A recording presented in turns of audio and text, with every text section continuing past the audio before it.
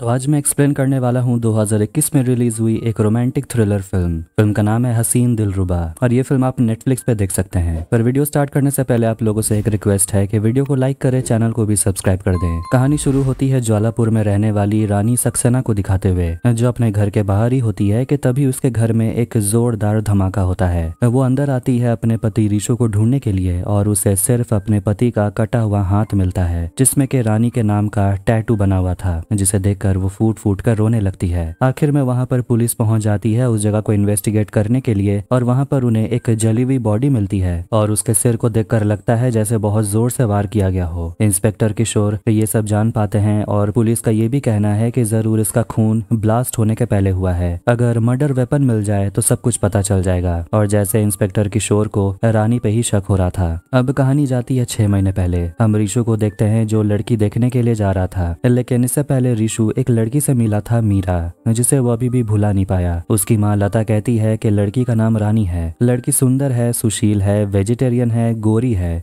Hindi literature में masters किया है उसने। खैर, अब रानी के घर पहुंचने के बाद रीशु की नजर रानी पे पड़ जाती है, जो खिड़की से उसे देख रही थी, और बस दोनों एक दूसरे को देखते ही रह जाते हैं। अब अंदर आकर परिवार वाले बातें करने लगते हैं और रानी को उसकी मासी बताती है कि लड़का इंजीनियर है ज्वालापुर इलेक्ट्रिसिटी बोर्ड में। कुछ समय के बाद रीशु अंदर आकर रानी से बात करता है और रानी उसे बता देती है कि वो फिलहाल ब्यूटी पार्लर में हेयर कटिंग का काम करती है और वो घर का काम संभाल लेती है। रीशु अपने हॉबीज के बारे में बता रहा है तो कहता है कि जब उसे छुट्टी मिलती है तो वो बस अपने पड़ोसियों का पंखा, फ्रिज ये सब ठीक करने में उसी का समय चला जाता है, क्योंकि वो इंजीनियर है। रानी कहती है, अच्छा तो चलो मैं आपका टेस्ट लेती हूँ, यह पंखा बहुत दिन से खराब पड़ा हुआ है, इसे भी ठीक कर दो। जिसके बाद रीशु किचन का पंखा ठीक करने लगता है। तभी वहां पर लता आ जाती है और अपने बेटे को देख लेती है पंखा ठीक करते हुए। रीशु और उसका परिवार घर वापस आ जाता है तो लता अपने बेटे से कह रही होती है कि रानी को भूल जा, उससे शादी की जिद मत कर। लेकिन रीशु को रानी पसंद आ गई थी और लता कहती है कि मैं अपनी जान दे दूंगी अगर तूने उससे शादी की तो। और वो फिनाइल का बॉटल खोलने लगती है जो उसे नहीं खुलता। बहुत बहाना मारने के बाद लता को उसका पति पूछने लगता है कि अरे भाई, तुम कैसे मरना चाहती हो, पहले फाइनल डिसाइड कर लो। खैर, अब इसके बाद रानी को देखते हैं जो खुद को आईने में देखकर कह रही होती है कि लूजर की लॉटरी लग गई जो उसे मैं मिल रही हूँ। इस पर उसकी मासी कहती है लड़के की शामत आने वाली है। फिर रानी की तरफ से रीशु को एक किताब मिलता है दिनेश पंडित की कहानी का, जिसे देखकर लता का तो होश उड़ गया था। रीशु का प्यार भी कम नहीं था, वो रानी के नाम का टैटू करवा लेता है जिससे रानी इम्प्रेस हो जाती है और आखिर में रीशु और रानी की शादी हो गई थी। कहानी प्रेजेंट में आती है और देखते हैं कि 2 महीने और बीत चुके हैं और पुलिस स्टेशन में बैठे बैठे घंटों इंतजार करने के बाद आखिरकार इंस्पेक्टर किशोर पुलिस स्टेशन पहुंचते हैं और रानी से कहते हैं कि आज सारा सच बता दीजिए। और कहीं ना कहीं उसे लगता है कि रानी ने ही अपने पति रीशु को मारा है, मगर वो कहती है कि उसने अपने पति को नहीं मारा और बस यही कहती है कि उनका रिलेशन बिल्कुल किसी नॉर्मल हस्बैंड वाइफ की तरह था, कभी अच्छा कभी बुरा। इसके बाद देखते हैं कि शादी के बाद रीशु रानी और अपनी मम्मी पापा के साथ वापस अपने घर ज्वालापुर आ जाता है और उस रात बहुत जोर की बारिश हो रही थी। घर पर रानी रीशु से पूछती है कि आपका कोई दोस्त नहीं है क्या, कोई रिसीव करने नहीं आया? तो वो कहता है हाँ अफजल है। तो रानी पूछती है कोई बैंड वाला भी नहीं था? तो वो कहता है कि बहुत रात हो गई थी और बहुत बारिश भी हो रही है तो सोचा सेलिब्रेशन कल कर लेंगे। रानी बाथरूम में चली जाती है कि तभी अचानक से दरवाजा खुल जाता है जिससे बारिश का पानी अंदर आने लगता है। जब कपड़े चेंज करके रानी बाहर आती है तो देखती है कि रीशु पानी साफ कर रहा था। फिर रानी सोने चली जाती है। खैर, अगली सुबह सब अपना अपना काम करने में बिजी थे और सबसे लेट रानी तैयार होकर बाहर आती है और देखती है कि टेबल पर चाय नहीं था। रीशु कहता है मैं ले आता हूँ, मगर उसकी माँ उसे चाकू दिखाकर कहती है बैठने के लिए और रानी से कहती है कि आज तुम्हारी मुंह दिखाई है, आस पड़ोस के लोग तुम्हें देखने के लिए आएंगे, इसलिए अपने हाथ से पकौड़े तैयार कर दो। मगर वो कहती है मुझे तो पकौड़े बनाने आते ही नहीं। लता हैरान हो जाती है और कहती है कि तुम्हारी माँ ने कहा था कि हमने जो पकौड़े खाए वो तुम्हारे घर में वो तुमने खुद से बनाए थे। लेकिन रानी बड़े ही चिल तरीके से कहती है कि आप मेरी माँ की बातों पर भरोसा मत करो। अब लता बहुत ज्यादा गुस्सा करने लगती है तो रानी कहती है आप चिल्ला क्यों नहीं है, मुझे सिर्फ पकौड़े तलने ही तो नहीं आते, बाकी मैं सब कुछ कर लेती हूँ, वैक्सिंग, थ्रेडिंग, मैनिक्योर, पेडिक्योर। लता तो शॉक्ड हो गई थी और कहती है कि बहू लाना चाहती थी लेकिन ब्यूटी पार्लर उठा के ले आई। रात के समय रानी अपना नाइट ड्रेस पहनकर आ जाती है और वो रीशु से कई सवाल पूछने लगती है उसके इंटरेस्ट के बारे में और पूछती है कि आपने मुझसे पहले भी कोई लड़की देखी थी क्या? तो वो कहता है हाँ, उसका नाम मीरा था, बहुत सुंदर थी। अब रानी थोड़ी भड़क जाती और कहने लगती है कि सुंदर तो मैं भी हूँ, आउट गोइंग हूँ, और जब तुम्हारी माँ ने मुझसे कहा पकौड़े बनाने के लिए तब तुम्हारे मुंह से कुछ भी नहीं निकला। घर बैठे बैठे सुंदर लड़की मिल गई तो कदर ही नहीं है। अब रानी के तानों से परेशान होकर ऋषु खुद को बाथरूम में बंद कर लेता है। खैर अगली सुबह ऋषु बाजार से वापस घर आता है तो उसकी माँ उस पर चिल्लाने लगती है, कहती है देखो अपने नए बाप को देखो। देखते हैं कि टाइम पास करने के लिए रानी अपने ससुर जी के बाल रंग देती है, जिससे लता काफी गुस्से में थी। इसलिए रात के समय अफजल ऋषु को समझाता है कि अपनी पत्नी को ट्रेन करने का समय आ गया है, उसे समझाओ कि टाइम टेबल होता क्या है, टाइम टेबल फॉलो करना चाहिए, खुद को भी थोड़ा स्ट्रांग रखा करो। रानी को भी उसकी मासी और उसकी माँ समझाती है कि तू अभी उस घर में नई नई गई है, रानी बन के रहे, और अगर ऋषु को लाइन पर लाना है तो उसे थोड़ा रिझा। इसलिए अगले दिन से रानी अपना पल्लू गिरा गिरा के उसे रिझाने की कोशिश करती है, लेकिन ये सब कुछ लता भी नोटिस कर रही थी। और एक दिन बस बहुत हो गया था, इसलिए लता रानी से कह देती है कि रात में सांप सीढ़ी खेलते हो क्या, जो सुबह सुबह पल्लू गिराना पड़ रहा है। अफजल फिर से ऋषु को समझाने लगता है कि तुझे बिस्तर पर राजा बनना है, अपनी रानी का। और ऋषु अपने पापा से भी कहता है कि आप ये बाल रंगवाना बंद करिए, अमावस की रात लग रहे हो आप। अब इसके बाद रात में ऋषु शेर बनने की प्रैक्टिस करता है, लेकिन वो सो जाता है। फिर रानी आती है और वही पहल करती है। इसके बाद दोनों इंटीमेट होने की कोशिश करते हैं, लेकिन उनके बीच कुछ भी नहीं होता। फिर दोनों सो जाते हैं। अगली सुबह रानी को उसकी मासी कॉल करती है और रानी कह देती है कि उसके और ऋषु के बीच कुछ भी नहीं होने वाला, वो तो ज्वालापुर में फंस गई है। और ये सब कुछ बाथरूम से ऋषु सुन लेता है और उसे काफी बुरा लगता है। ऋषु अफजल को सारी बात बता देता है और कहता है कि उसकी माँ सही कह रही थी, रानी से शादी नहीं करनी चाहिए थी। ऋषु काम पर जाता है तो उसके बॉस उसे कह रहे होते हैं कि तुम यहाँ क्या कर रहे हो, तुम्हें तो हनीमून में होना चाहिए, परफॉर्मेंस वहाँ देना है, इधर नहीं। उसके बॉस कहते हैं कल संडे है, कल भी ऑफिस मत आ जाना। फिर जब ऑफिस से वो घर जाता है तो वो रानी को इग्नोर करके सोने चला जाता है और पूरा संडे वो रानी को इग्नोर करता है। रात में रानी उससे बात करती है और उसका मन बहलाने की कोशिश करती है कि हम ट्रूथ और डेयर गेम खेलते हैं, लेकिन ऋषु का मन नहीं था और वो रानी से कह देता है कि मैंने आपको सुन लिया, आपकी माँ और मासी से बात करते हुए।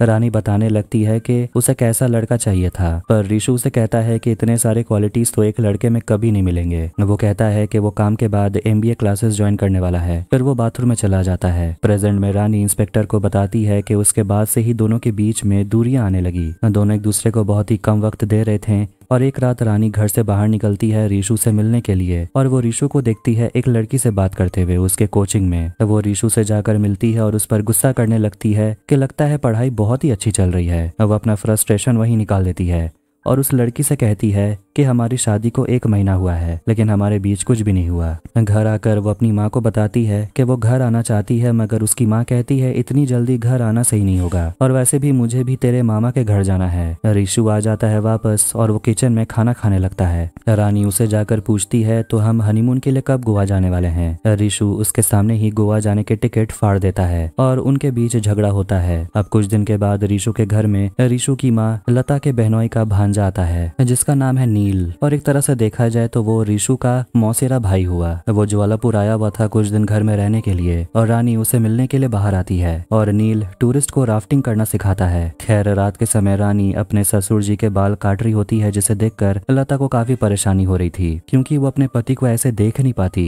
ज्यादा समय नहीं गुजरा था कि रानी और नील में बातें शुरू हो जाती है। दोनों शायद एक दूसरे को पसंद भी करने लगे थे और एक दिन जब ऋषु ऑफिस जाने वाला था तब एक बहुत ही अजीब चीज होती है। रानी किचन में आती है और पहली बार वो चाय बनाने वाली थी, लेकिन उसे पता ही नहीं था चाय पत्ती कहाँ है, शक्कर कहाँ है, कितनी पत्ती डालते हैं, कितने शक्कर डालते हैं। इसलिए ऋषु उसकी मदद करता है चाय बनाने में। फिर वो काम पर चला जाता है और वो वही चाय नील को जाकर देती है। फिर दोनों बातें करने लगते हैं, जिसके बाद रानी खाना बनाने की कोशिश करती है, जिससे लता भी खुश थी और ऋषु हैरान। फिर एक दिन नील रानी और ऋषु को ले जाता है रिवर राफ्टिंग के लिए। फिर एक दिन जब रानी किचन में आटा गूंद रही होती है तो नील वहां पर आकर उसके बाल को पीछे कर देता है, जिससे रानी को परेशानी ना हो। लेकिन वो हैरान हो गई थी कि नील ने उसे छुआ कैसे। वो नील के कमरे में जाकर उसे कहती है आज के बाद मुझे छूना मत। जिसके बाद दोनों एक दूसरे के साथ इंटीमेट होने लगते हैं। रानी काफी खुश थी क्योंकि उसे जो रिशु से नहीं मिल रहा था नील उसे दे रहा था। वो उसके प्यार में डूबते जा रही थी। लता रानी के खाने में कमी निकालने लगती है लेकिन नील रानी की खाने की तारीफ करता है और कहता है कि वो रानी के हाथ से मटन खाना चाहता है। इसलिए अगले दिन रानी चली जाती है मटन खरीदने और जब वो घर आती है तो लता उसे अपने किचन में घुसने से मना करती है और कहती है मेरे किचन में नॉन वेज नहीं बनेगा। इसलिए रिशु उसे एक दूसरे कमरे में ले जाता है तो वहीं प्रेजेंट में इंस्पेक्टर किशोर को रानी की कहानी पर बिल्कुल भी भरोसा नहीं था। उसे रानी बहुत ही ज्यादा शातिर लगती है जो कभी भी किसी को भी धोखा दे देगी और इसीलिए वो उसे जेल में सड़ाना चाहता है। जब रानी पुलिस स्टेशन आती है तो अफजल रानी को देखकर चिल्लाने लगता है कि तुझे कितना सीधा पति मिला था लेकिन तूने उसे नहीं छोड़ा। किशोर रानी से पूछता है कि तू और तेरा लवर क्या प्लान बना रहे थे, सच सच बता दे। फिर हम फ्लैशबैक देखते हैं। रानी नील से मिलने के लिए आती है और नील उसके साथ एक सेल्फी लेता है और बताता है कि वो अगले हफ्ते निकल रहा है। रानी उसे कहती है मैं भी अगले हफ्ते दिल्ली आ जाऊंगी और उसके बाद हम दोनों एक साथ रहेंगे और मैं रिशु को सब कुछ सच बता दूंगी। फिर रानी मटन बनाती है और डिनर के समय जब खाने के टेबल पर वो आती है तो पता चलता है कि नील अचानक से बिना बताए घर छोड़कर चला गया। रानी हैरान हो गई थी और उसे यकीन नहीं हो रहा था कि जिससे वो प्यार करने लगी थी वो इस तरह उसे छोड़कर चला गया। अब ऑफिस के बाद रिशु घर वापस आता है तो दोनों खाना खाने बैठते हैं और रिशु उसे कहने लगता है कि आप बहुत कोशिश कर रही हैं, अच्छा लग रहा है देखकर, आप इतनी सुंदर हो, मैं तो नर्वस हो जाता हूँ। वो मटन खाता है और उसे काफी पसंद भी आता है और रानी बताती है कि मैंने मटन नील के लिए बनाया था, मैं उसे प्यार करने लगी थी और उसके साथ रहना चाहती थी मगर वो धोखा देकर भाग गया। रिशु हैरान हो गया था और वो बस बिना कुछ कहे खाना खाते रहता है। इंस्पेक्टर किशोर ये कहानी सुनकर कहते हैं कि कहानी बहुत अच्छी है आपकी, अब सच बताओ कि तुम और तुम्हारे लवर मिलकर क्या प्लान कर रहे थे, क्या तुम लोगों ने रिशु को मारा? मगर रानी कहती है नहीं, क्योंकि अगर नील से नहीं मिली होती तो शायद मैं असली रिशु से नहीं मिलती। इसके बाद हम रिशु को देखते हैं जो नील से मिलने के लिए पहुंच जाता है और स्क्रू ड्राइवर से उसे मारने के लिए दौड़ता है। दोनों के बीच हाथापाई भी होती है लेकिन नील ज्यादा ताकतवर था और वो रिशु को हरा देता है। रिशु गुस्से में था और वो वहीं पर बैठा हुआ था, इसीलिए वो नील से बात करता है और अपनी गलती मानता है कि वो रानी के करीब आ गया था और वो रिशु से ही कहने लगता है कि अगर तूने अपनी पत्नी को सेटिस्फाई किया होता तो शायद ये सब कुछ देखना नहीं पड़ता। रिशु घर वापस आता है तो रानी उसे पूछ रही होती है कि बहुत समय से तुम्हें कॉल कर रही थी, कहाँ गए थे तुम? रिशु कहता है कि मैं नील से पिट कर आ रहा हूँ, वो तुम्हें जो छोड़कर भाग गया। रानी उसे माफी मांगने लगती है और रिशु उसे कहता है कि तुम यहाँ से चली जाओ, यही अच्छा होगा क्योंकि मुझे तुम्हें देखकर तुम्हारा गला घोटने का मन कर रहा है। अगली सुबह रिशु के मम्मी पापा रिशु के मौसा मौसी के घर चले जाते हैं और रानी भी अपने घर जाने के लिए तैयार हो रही थी लेकिन रिशु उसे स्टेशन छोड़ने के लिए भी राजी नहीं था। अब वो घर के बाहर आती है रिक्शा पकड़ने के लिए लेकिन तभी कुछ लड़के वहां पर आ जाते हैं और रानी से कहने लगते हैं कि भाभी आप भी जा रही हैं, नील भी चला गया, उसी के लिए घर छोड़ रही हैं क्या? फिर रिशु बाहर आ जाता है और रानी से कहता है अंदर जाओ। फिर वो रिक्शा रोकता है और सूटकेस अंदर डालने लगता है और ये देखकर रानी को बुरा लग रहा था कि गलत उसने किया और पूरी दुनिया से रिशु लड़ रहा है, वो भी सिर्फ उसके लिए। इसलिए वो रिशु से कहती है सूटकेस उतार दो, मैं नहीं जाने वाली। रात में जब रानी सो रही होती है तो बड़े ही अजीब तरीके से रिशु सिगरेट पीते हुए रानी को देख रहा था, जैसे कि वो उसे बदला लेने के बारे में सोच रहा था। अगली सुबह जैसे ही रानी सीढ़ी से नीचे उतरती है तो वो एकदम से स्लिप करके गिर जाती है। उसे चोट लग गई थी और उसके नाक से खून भी बह रहा था लेकिन रिशु उसकी मदद करने की सोचता भी नहीं, वो तो मस्त अपने गाड़ी को पहुंचने में लगा हुआ था और रानी से कहता है अंदर जाओ, फर्स्ट एड लगा लो। वो अंदर जाकर देखती है कि वहाँ पर पेपर सोप लगा हुआ था जो सीढ़ी पर भी गिरा हुआ था जिससे वो फिसलकर गिर गई। अब ऐसे ही रिशु अपना बदला निकालने के लिए रानी को तड़पाते रहता है और रिशु के इसी चेहरे से रानी को प्यार हो गया था।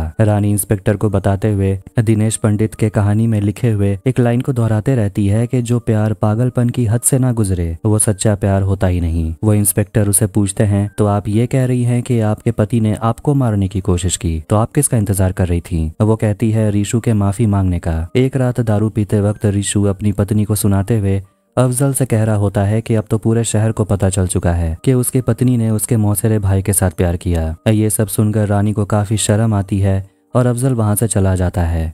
रानी अपनी जान देने की कोशिश करती है और रिशु ये सब कुछ देखकर वो उठता है और अचानक से उसे धक्का देता है लेकिन वो उसे पकड़ लेता है। रानी एकदम से डर गई थी। रिशु से कहता है मैंने कहा था तुम चली जाओ, मैं तुम्हें नहीं रोकूंगा। रानी उसे माफी मांगने लगती है और कहती है कि तुम अच्छे इंसान हो। वो एक दूसरे को गले लगाते हैं और कबूल करते हैं कि वो एक दूसरे से प्यार करते हैं और गले लगकर रोने लगते हैं। खैर अब इसके बाद से उनकी लाइफ परफेक्ट हो जाती है। तो लता भी रानी को पसंद करने लगी थी और रानी अपनी सासू माँ को दिनेश पंडित वाला एडल्ट कहानी पढ़कर सुनाती रहती है। खैर अब एक दिन रिशु और रानी घूमने के लिए गए होते हैं और उन्हें रास्ते में नील दिख जाता है, जो भी एक लड़की के साथ घूम रहा था। नील को देखकर रानी आग बबूला हो जाती है और उसके गाड़ी के आईने को तोड़ देती है, जिस वजह से उसके हाथ में भी कट आ गया था। नील वापस आता है लड़की को छोड़कर और कहता है कि पीछे की सीट खाली है, अगर रानी को बैठना है तो बैठ सकती है। रिशु को बहुत गुस्सा आता है और वो अपनी गाड़ी से नील का पीछा करता है, वो भी बिल्कुल फुल स्पीड में, जिससे रानी भी डर गई थी। लेकिन आखिर में नील बच के भाग निकलता है। रानी अपने हाथ को धोती है और वहां पर दोनों एक दूसरे के साथ इंटीमेट होने लगते हैं। प्रेजेंट में पुलिस पहुंच जाती है रिशु के घर के सामने और रानी भी वहीं पर होती है। इंस्पेक्टर कह रहा होता है कि पड़ोसी ने बताया धमाके वाले दिन नील 2:30 बजे आया था और उसके 15 मिनट बाद रिशु अंदर गया। कुछ समय के बाद रानी बाहर आई और एक लड़की मुन्नी से वो कहती है रिशु भैया से कहने दरवाजा बंद कर लेने के लिए, लेकिन मुन्नी ने बयान दिया कि दरवाजा नील ने बंद किया था। पुलिस एक रिक्शा वाले से बात करता है जो उस दिन रानी को बाजार लेकर गया था। पुलिस को लगता है कि शायद रानी बाहर गई थी मर्डर वेपन छुपाने के लिए। पुलिस को एक सीसीटीवी फुटेज मिलता है जिससे पता चलता है कि नील पानी में कूद के भाग निकला। अब इस केस को सॉल्व होने में बहुत समय लग रहा था, इसलिए किशोर के सीनियर उसे कहते हैं कि अगर 2 दिन में ये केस सॉल्व नहीं हुआ तो तुम यहाँ से निकल जाना। प्रेशर बहुत ज्यादा था, इसलिए रानी को फुटेज दिखाता है और वो देखती है कि नील पानी के जरिए भाग गया था। किशोर पूछता है कि नील कहाँ है। रानी कहती है उसे नहीं पता, इसलिए उसे लॉकअप में बंद करके बहुत पीटा जाता है,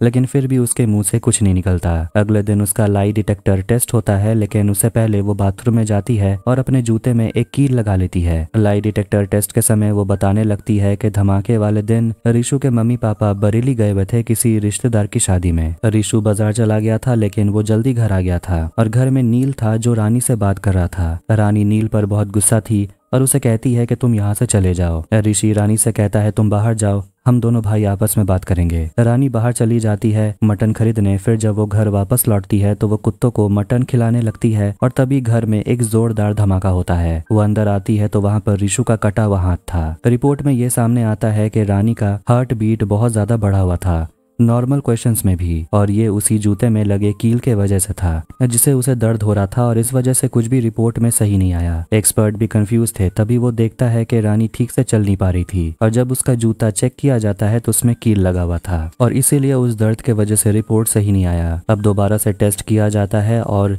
उसे पूछा जाता है क्या रानी ने अपने पति का मर्डर किया। वो कहती है नहीं, जो जवाब सही भी होता है। इंस्पेक्टर किशोर काफी गुस्सा होता है और उसके सीनियर उसे कहते हैं कि अब रानी को छोड़ दो, दूसरे केस पर ध्यान दो। इसीलिए वो रानी को जाने देता है। अब 5 साल गुजर जाते हैं और इंस्पेक्टर किशोर का ट्रांसफर हो जाता है। वो अपने परिवार के साथ स्टेशन पर खड़ा था कि तभी वहां पर उसे दिनेश पंडित का किताब दिखता है जिसके बारे में रानी अक्सर बातें करती थी और इसीलिए वो ट्रेन में उस किताब को पढ़ते रहता है। फिर जाते हैं फ्लैशबैक में। जब रिशु बाजार से घर वापस आता है तो देखता है कि नील और रानी बातें कर रहे थे। रानी उसे कहती है निकल जाने के लिए। नील उसे कहता है रानी ने कहा था कि वो उसके साथ चलने वाली थी, लेकिन रानी उसे झगड़ा करने लगती है और कहती है उसे यहाँ से निकल जाने के लिए। वो उसके साथ नहीं जाना चाहती, लेकिन तभी नील उसे बताता है कि उसने रानी का वीडियो बना लिया है जिसे वो अपने दोस्तों के साथ ग्रुप में शेयर करेगा। रानी घबराने लगती है और रिशु को भी गुस्सा आ रहा था, इसलिए वो नील से लड़ने लगता है, लेकिन वो रिशु को ही उठाकर पटक देता है और उसका गला दबाने लगता है। रानी किचन से एक मटन का बड़ा सा पीस उठाकर लाती है और उसी से नील के सिर पर हमला करके उसे बेहोश कर देती है। लेकिन तभी उनकी नजर जाती है कि खून बह रहा था, मतलब कि नील मर चुका है। दोनों हैरान हो गए थे क्योंकि वो नील को मारना नहीं चाहते थे। रिशु रानी से कहता है तुम जेल नहीं जाओगी, बहुत समय के बाद हम दोनों के बीच सब कुछ ठीक हुआ है और मुझे भी तुम्हारे साथ रहना है। वो बॉडी को किचन में लाते हैं और रिशु कहता है कि उसने दिनेश पंडित वाला किताब पढ़ा है और इसीलिए वो जो कह रहा है वो रानी को करना पड़ेगा। जिसके बाद वो रानी को कहता है बर्फ केरोसिन लाने के लिए और वो नील को अपना शर्ट पहना देता है। फिर वो नील का एक हाथ काट देता है। फिर वो रानी से कहता है उसका हाथ काटने के लिए। रानी तैयार नहीं थी, लेकिन रिशु से कहता है कि अगर दोनों को साथ रहना है तो ये करना होगा। रानी की हिम्मत नहीं होती, इसलिए रिशु खुद अपना हाथ काट लेता है जिसमें उसने रानी के नाम का टैटू बनाया था। इतना खून देखकर रिशु बेहोश होने लगता है, लेकिन रानी उसे संभालती है और उसके हाथ को कवर करती है और उसे नील वाला जैकेट पहनाती है। फिर वो फर्श पर जितना भी खून लगा हुआ था सब कुछ पोंछती है और दोनों एक दूसरे को गले लगाते हैं और उसके बाद रानी घर से बाहर निकलती है बाजार जाने के लिए। वो रिक्शा रोकती है और बाहर खड़ी एक लड़की मुन्नी से कहती है ऋषु भैया से कहना दरवाजा बंद कर लेने के लिए, लेकिन ऋषु नील का जैकेट पहना हुआ था इसलिए मुन्नी को लगा कि नील ने दरवाजा बंद किया है। वो बच्चों से कहती है यहाँ से हट जाने के लिए। रानी बाजार जाती है मटन खरीदने और जब वो मटन कटवा रही थी तो वो घर वाला पीस भी लेकर आती है जिससे वो नील पर हमला की थी और वो उसके भी पीस करवाती है। ऋषु दिनेश पंडित वाला किताब जला देता है क्योंकि उसी किताब की जैसी कहानी थी उसने वैसा ही किया, इसलिए उसे किताब जलाना पड़ता है। फिर वो छत के रास्ते भागने लगता है और रानी मटन के पीस कुत्तों को खिलाने लगती है। ऋषु नदी के पास पहुंच जाता है लेकिन वो ब्रिज के ऊपर पुलिस को खड़ा हुआ देखता है। बुक जल रहा था और गैस भी ऑन था इसलिए एक जोरदार धमाका होता है और उसी वक्त ऋषु पानी में कूद जाता है नील का जैकेट पहने हुए। धमाके के वजह से पुलिस का ध्यान ऋषु पर नहीं जाता और वो बच के निकल जाता है। रानी घर के अंदर आती है और ऋषु के कटे हुए हाथ को देखती है। दूसरी तरफ ऋषु पानी में ही समा जाता है क्योंकि उसका बहुत खून बह गया था और दिनेश पंडित के कहानी में भी हीरो का यही हाल हुआ था, वो पानी में डूब गया था। कहानी पढ़ के इंस्पेक्टर किशोर हंसने लगते हैं और कहते हैं कि पति ने लवर के साथ अपने बॉडी को रिप्लेस करके कैसे केस को घुमा दिया और वो अपनी पत्नी से कहता है कि पति ने अपना हाथ काट कर डेड बॉडी पर रख दिया अपनी पत्नी को बचाने के लिए। और उसकी पत्नी कहती है आजकल कौन प्यार में ऐसे करता है, आप तो हमारे लिए एक नाखून भी ना कटवाएं। फिर हम देखते हैं कि ऋषु मरा नहीं था, वो पानी से बाहर निकल आया था और वो स्टेशन पर रानी से मिलता है जो भी उसे देखकर हैरान थी। और इसी के साथ हसीन दिलरुबा मूवी यहीं पर एंड हो जाती है। तो आपको ये वीडियो कैसा लगा कमेंट करके जरूर बताएं। वीडियो पसंद आया तो वीडियो को भी लाइक कर दे, चैनल को भी सब्सक्राइब कर दें। मिलते हैं नेक्स्ट वीडियो में, टेक केयर।